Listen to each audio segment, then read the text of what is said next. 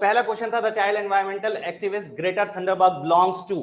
ठीक है, greater थंडरबर्ग belong किसमें कहाँ की है ये, स्वीडिश की एक्टिविस्ट है, चाइल्ड एक्टिविस्ट है, बहुत मशहूर है, सब जानते हैं इनको, ठीक। ग्रेटर थंडरबर्ग स्वीडन की है, ठीक है, तो आसानी से किया जा सकता था ये क्वेश्चन, ठीक है, इसमें कोई प्रॉब्लम नहीं आनी चाहिए थी। The Nobel prize winner Abhijit Banerjee represents the field of, ठीक है, क्लास नोट्स दिए हैं, वहां पे मैंने इंडियन जो नोबेल प्राइज विनर्स हैं उनके नाम भी बताए थे आपको, और आपको बताया था अमर्त्य सेन एक इकलौते थे अब तक जीतने वाले नोबेल प्राइज इकोनॉमिक्स में, लेकिन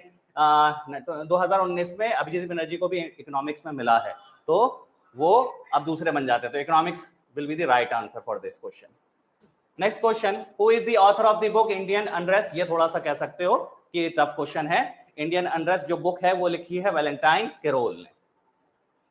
next question, which of the following cricketer has won the player of the decade award in 2020, तो ये थे विराट कोहली, मैंने आपको सारे लिखाए थे इस बार के कि सूर्य कुमार यादव वाला T20, ठीक है, टेस्ट के भी और ओडीआई के भी, वहां पे किसी बच्चे ने बार बार आंसर दे रहा था विराट कोहली, लेकिन तो मैंने वहां पे आपको बताया था विराट कोहली जो है प्लेयर ऑफ द डिकेड रहा है पिछले उसके साल का, तो ये वहां से भी क्वेश्चन आप कर सकते थे, क्लास किसी ने अगर अटेंटिवली करी होती तो,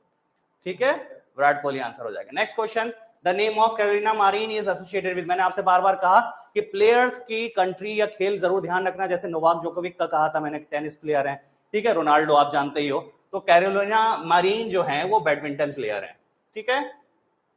next question, football world cup 2022 आंख बंद करके भी लगा सकता था कतर में, ठीक है, तो जिन्होंने किसी ने टोक्यो लगा दिया, गलत लगाया है, लेकिन कतर है भाई फीफा, ये जामिया में भी आया, यहाँ भी आया, रिपीट हुआ ये क्वेश्चन, बहुत ऑब्वियस क्वेश्चन है, तो फिर तो भाई 6, 7, 8 क्वेश्चन आप कर सकते हैं यहां से जीके के, क्योंकि एसएसटी का भी पार्ट इसमें जुड़ा हुआ है। देखिए फिर से, Sardar Sarovar dam is built, हाँ, Sardar Sarovar dam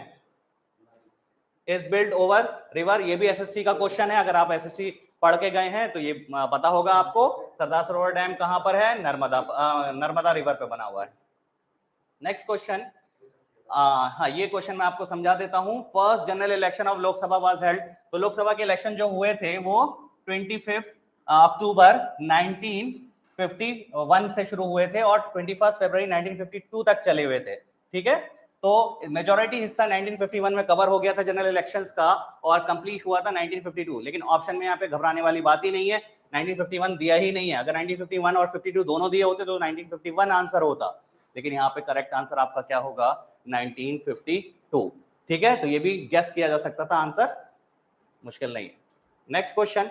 from which country the features of suspension of the fundamental rights during emergency was borrowed, तो फंडामेंटल राइट जो इमरजेंसी के दौरान सस्पेंड होते हैं, तो ये वाली फीचर हमने कौन से कॉन्स्टिट्यूशन से लिया है, तो ये लिया है बीमार कॉन्स्टिट्यूशन ऑफ